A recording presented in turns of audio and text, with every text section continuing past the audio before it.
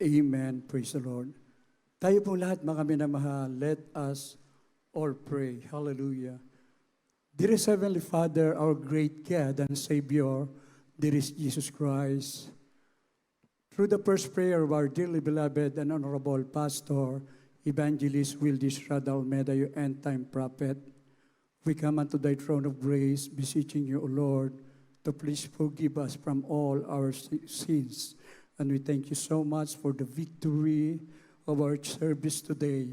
Amen. Praise the Lord. And we pray, dearest Jesus, anoint your message of salvation. Bless us all in the name of our dearest Jesus. And we cast out all demons of hindrances. Cast out in the mighty name of Jesus. Amen and amen. Praise the Lord. Tayo makaupo na mga minamahal. The highest praise, worship, glory, honor, and thanksgiving to our loving God and Savior, there is Jesus Christ. And we give double honor to our beloved parents in the Lord. We will always remember and cherish the blessed preachings and teachings of our dearly beloved and honorable Pastor Evangelist Wildis Radalmeda and our beloved and honorable Assistant Pastor Lina C. Almeda. Greetings to the beloved Almeda family. Hallelujah, praise the Lord. Beloved preachers, workers, beloved brethren, and visitors, and including our live webcast viewers. Amen, praise the Lord. Purihin ang ating pinakamamahal na Panginoong Hesus. We are born with the word of truth. Amen, praise the Lord. Tayo'y ipinanganak sa magitan ng salita ng katotohanan. From the book of James, chapter 1, verse 18. Amen.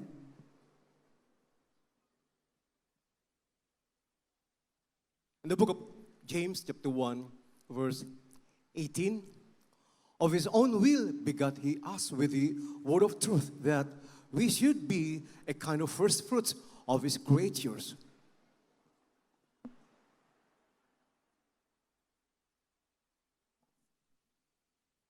Ito po Santiago, Kabanatang 1, Talatang 18.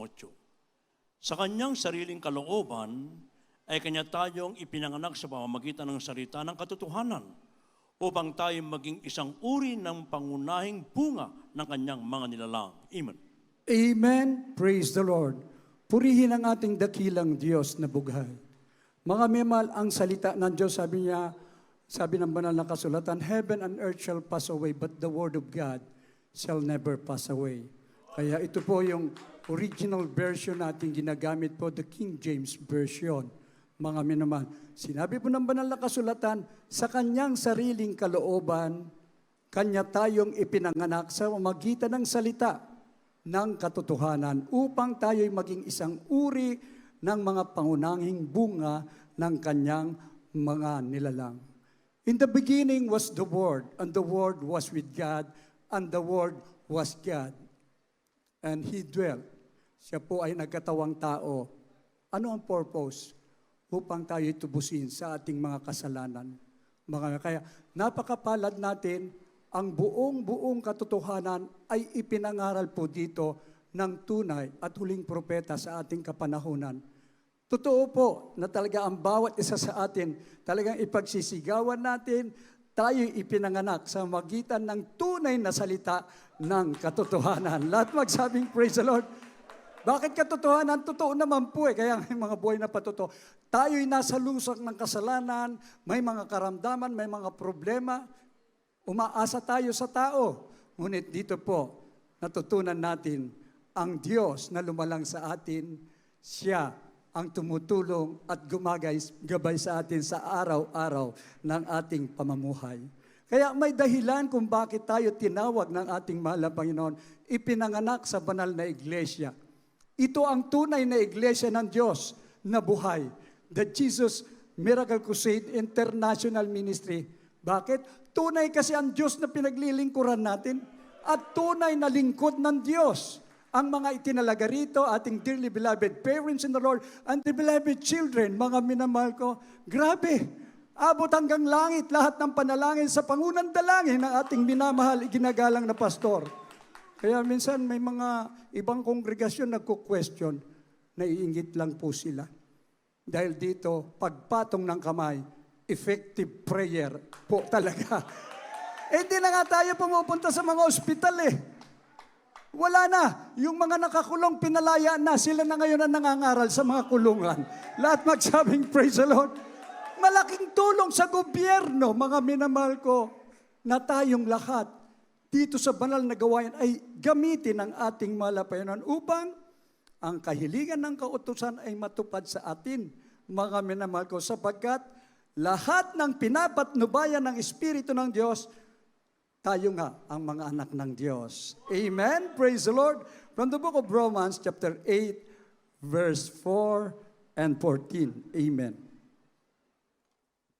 In the book of Romans, chapter 8, verse 4 and verse 14. For that the righteousness of the law might be fulfilled in us, who walk not after the flesh, but after the Spirit. Verse 14, for as many as are led by the Spirit of God, they are the sons of God.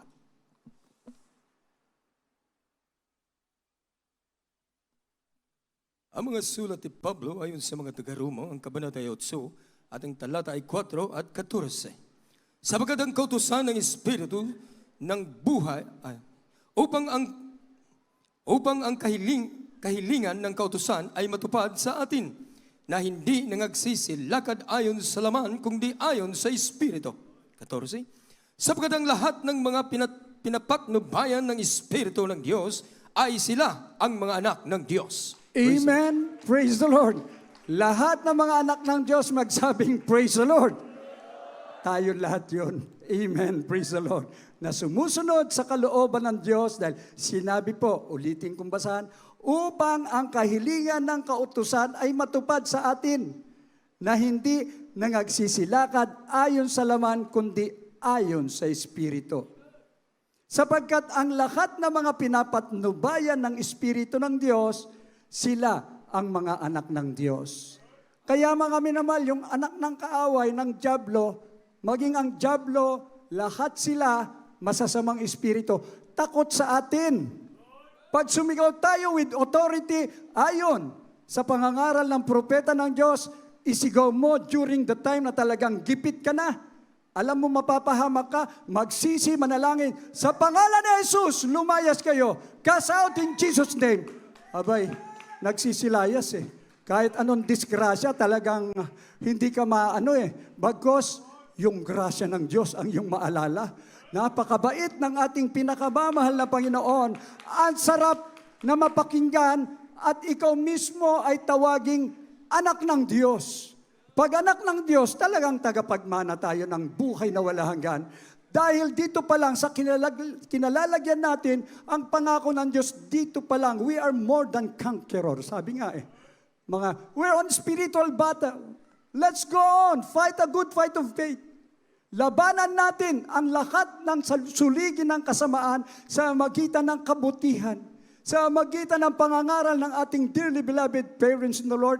Di wala sanang salot, wala sanang kaguluhan, puro kapayapaan, at isisigaw na lang natin tayo magbabatian, praise the Lord.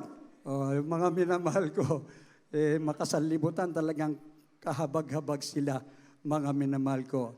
Kaya sinasabi po ng banal na kasulatan, ang katwiran ng Diyos ay sumasa atin. Maliban lang kung manlamig ka, tumalikod ka pa, mga minamahal, 100% sigurado tayo na tayo'y nasa buong katotohanan, mga minamahal ko. Hindi ba natin kayang panindigan yan? Mga minamahal ko, marinig natin ang mga testimonies. Kaya nga, binibigyan ng priority, taga-ibang bansa, mga minamahal ko. Mabe-bless kayo. Malayo sila, pero nagsusumikap sila. Upang masunod ang kalooban ng Diyos, mga minamahal ko.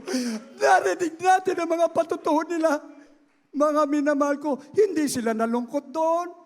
Hindi sila nalupaypay. Bagkus lalo silang umasa at nagtiwala sa Diyos na makapangyarihan. Amen. Pinanindigan nila. Yung iba nga walang walang madaluhan, pero live webcast sila.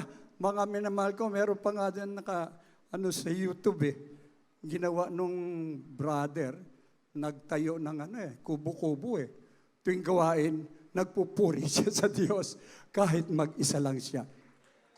Sa dako ng Hong Kong, mga minamahal ko, ng Singapore, wala pang gawain doon. Ginawa na isang finest choir. Lagi siyang nakasuot ng uniform niya at umiikot doon sa dako ng Singapore upang humayo. Kaya sabi ng mga kapatiran, may gawain dito? Meron. Tayong lahat ay magkaisa upang magkaroon ng gawain dito. Nagtagumpay po, mga minamahal ko. Saan ka man dako, kasama mo ang ating mahal na Panginoon. Kaya sinasabi, mga minamahal ko, yung huling panahon natin, sabi nga, all heaven declares the power of the living God. Tayo yun, mga minamahal ko. Sinabi mo ng Exodus, chapter 9, verse 16, mga minamahal ko, atin pong basahin. Amen. In the book of Exodus, chapter 9, verse 16, and in very deed for this cause have I raised thee up, for to shew in thee my power, and that my name may be declared throughout all the earth.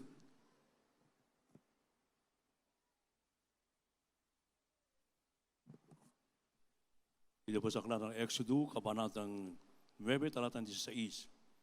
Datapwa, totoong totoo, na dahil dito ay pinatayo kita upang maipakilala sa iyo ang aking kapangyarihan at upang ang aking pangalan ay mahayag sa buong lupa. Amen. Amen. Praise the Lord. Jesus is the same yesterday, today, and forever, mga minamahal ko.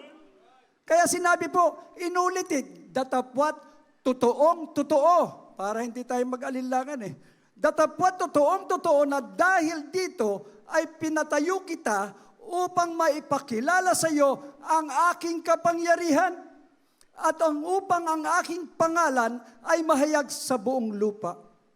Walang magagawa ang kaaway ng Diyos. Deklarado na natin na tayo dito sa gawain ng Jesus Miracle Crusade International Ministry sa ating 50th Church Anniversary, the Golden Anniversary, namangha ang marami.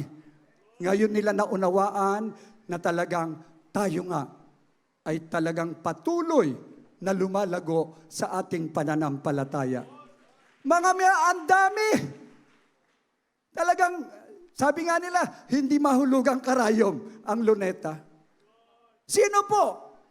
Tayo yun, mga minamahal ko, na dating lumpo na sa kahirapan. Yung iba talagang physically lumpo Bangkarote, kung ano-ano mga sitwasyon na hindi na makatayo dahil sa problema at karamdaman.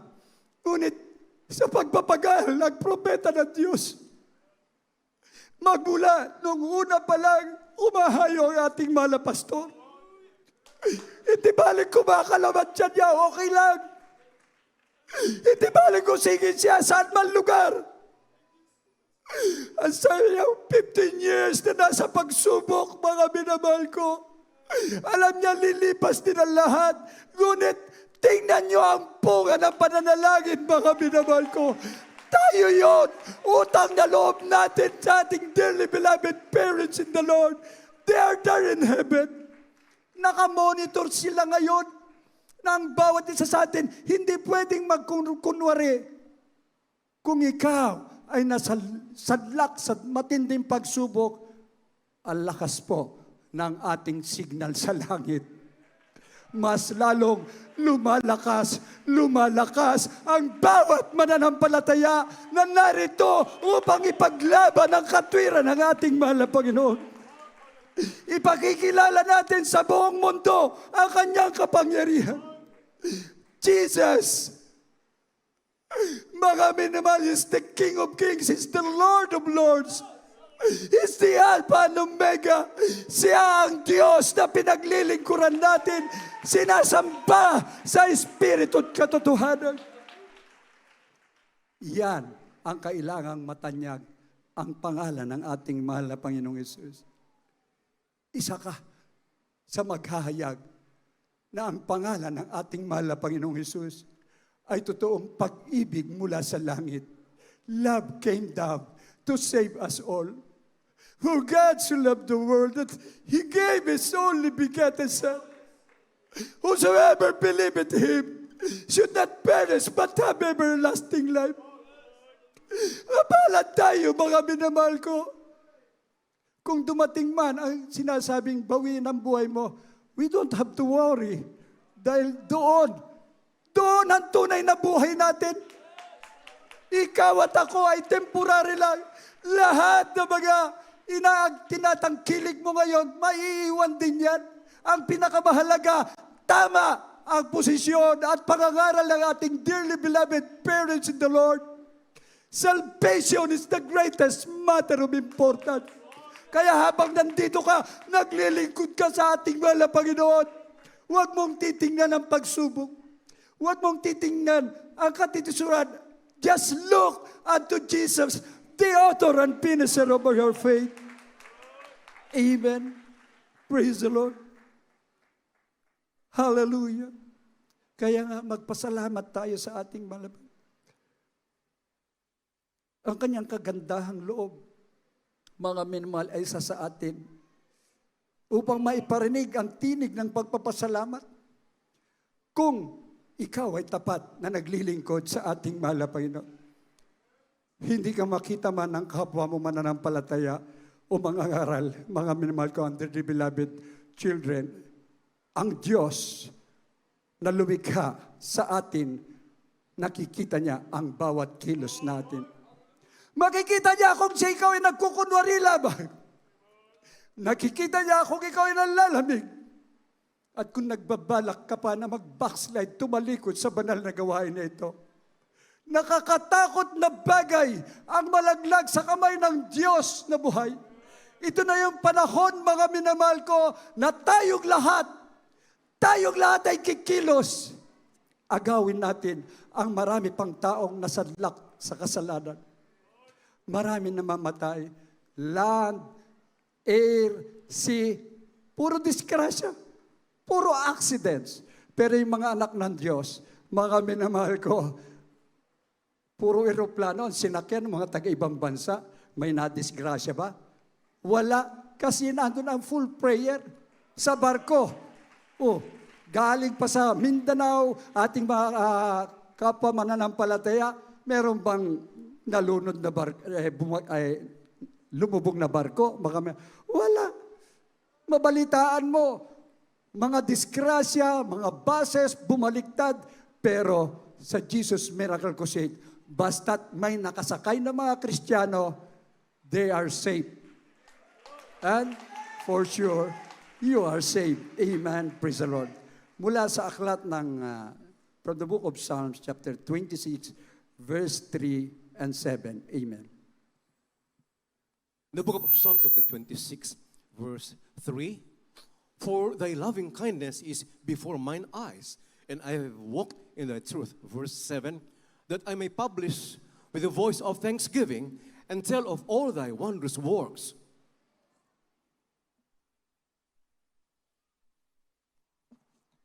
Ang pagbasa sa aklat ng mga salmo o mga awit, kabanata ay 26 at ang talata ay 3 at 7. Sapagkat ang iyong kagandahang loob ay nasa harap ng aking mga mata, at ako'y lumakad sa inyong katotohanan. 7.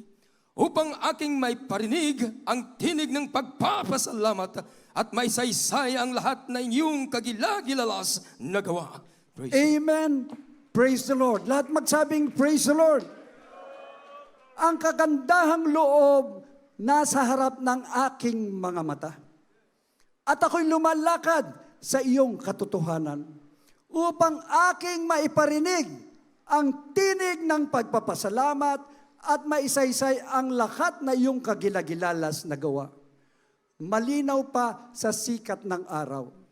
Ikaw mismo kasi, dumalo ka rito, andiyan yung karamdaman, wala na, pagod ka na eh. Yung iba gusto na magpatiwakal.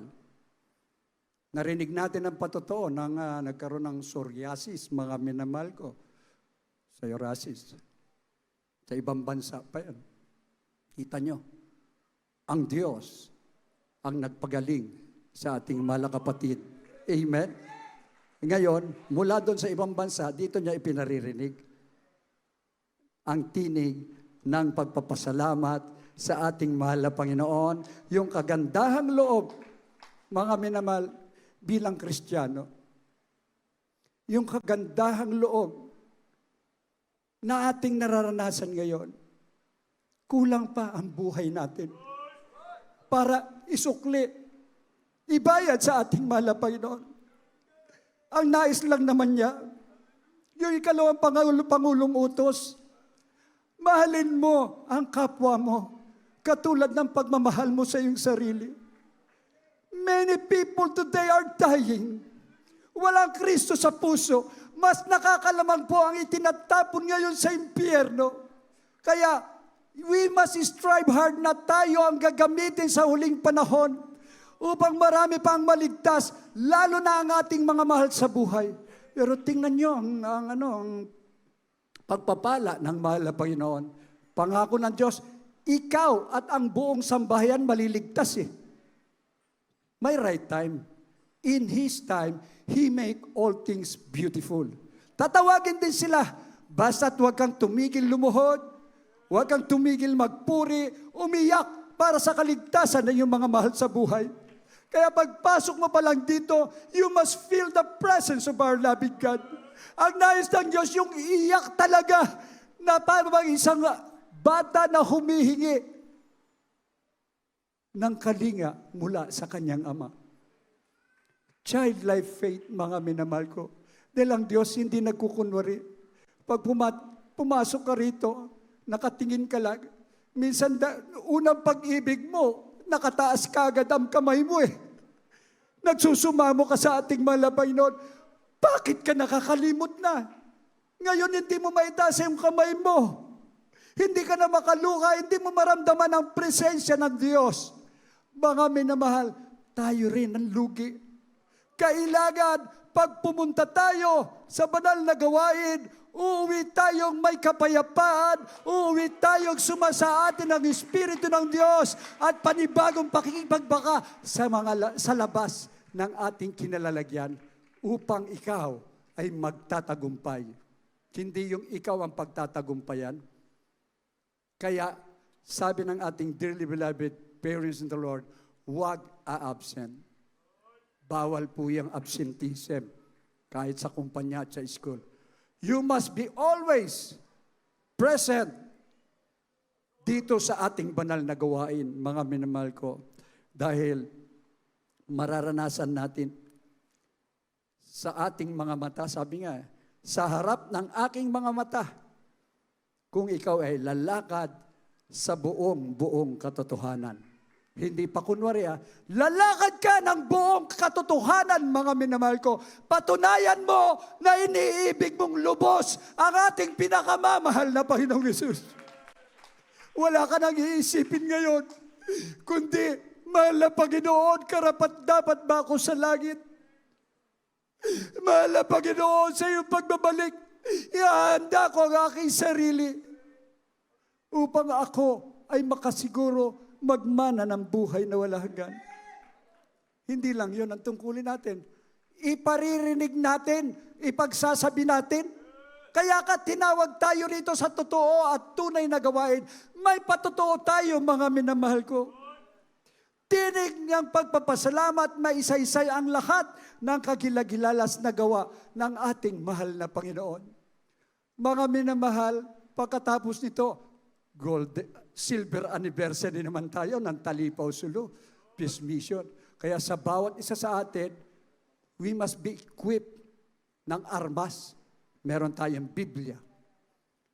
Meron tayong yung Miracles in the Moroland.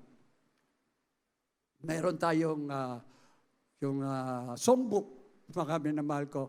Yan ang mga importanteng hawak natin. At ngayon, mga minamahal, JMCIM, 50 years of testimonies, volume 1 pa lang to. Tuloy-tuloy ito, mga minamahal ko.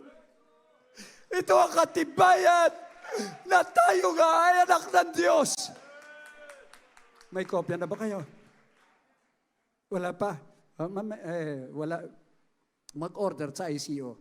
Tapos pag nandyan ang ating bookstore, mga minamahal, siguro ang price ng printing lang naman ito mas mahal pa yung isang set ng pagkain doon sa ano ito mga minamahal ko, kumpleto Ricardo, pagkain ng kaluluwa ng mga nagugutom, ito'y katibayan. Kaya nga testimonies, tayo'y anak ng Diyos. Kailangan po, meron tayo dito.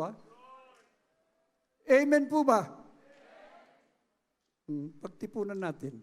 50 ngayon, 50 bukas, mabubuo rin yung 150.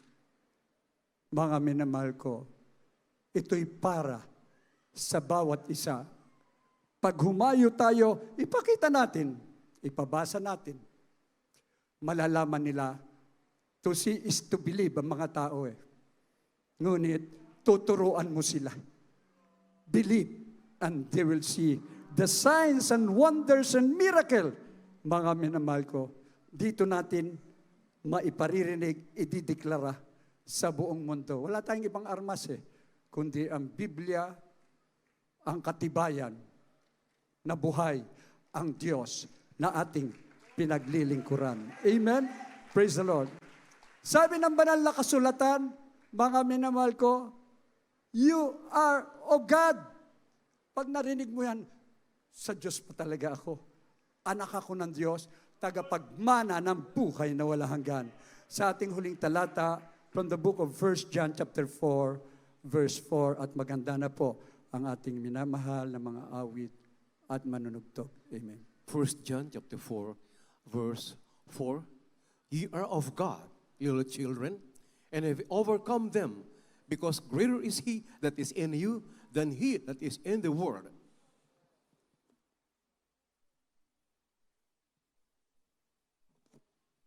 Ito po sa unang 1, kabanatang 4, talatang 4.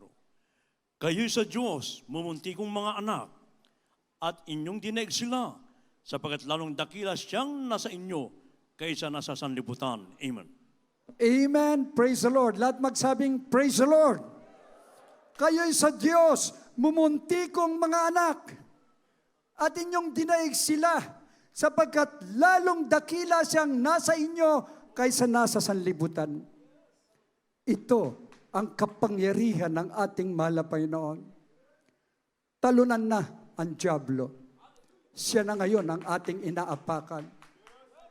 Dati-rati, aminin natin, nasa relihiyon tayo, may sekta at denominasyon, tayo ang alipin ng kaaway ng Diyos.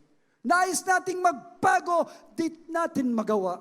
Ngunit isang araw, tinawag ka sa isang mabigat na problema, karamdaman, wala ka ng kapayapaan, mga mahal, sa pamamagitan ng banal na gawain na ito. Lahat tayo ay pinagpala sa panawagang ito na tayo nga ay anak ng Diyos. Sabi nga, tayo po sapagkat lalong dakila siyang nasa inyo kaysa nasa sanlibutan. We will always shout victory in the name of our dear Jesus. Lahat magsabing, praise the Lord. Are you willing to be a son of God, child of God, heirs of the eternal life? Continue serving the Lord. Magpapatuloy tayo, mga minamahal ko.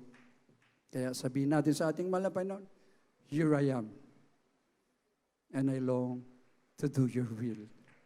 Yes, tayo po'y umawit, mga minamahal ko, at ating inaanyayahan ang mga baguhan, mga bisita, maging ating live webcast viewers.